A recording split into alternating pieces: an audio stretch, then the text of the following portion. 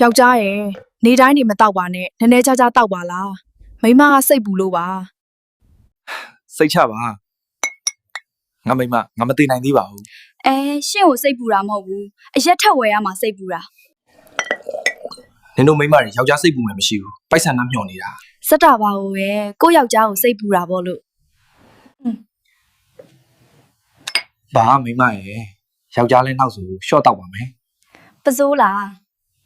မဟုတ်ပါဘူးမိမရဲ့ယောက်ျားတကယ်ပြောတာပါ အဲ့ဆိုမိမပျော်ရတာပေါ့ကိုရဲ့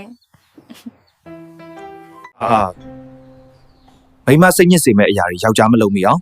ဆင်ခြင်ပစ်မယ် ချစ်လိုက်တာကိုရဲ့ မိမကိုတို့သွားအိတ်ကြရအောင် အင်းပါကိုအိတ်ကြရအောင်အဲ့ဆို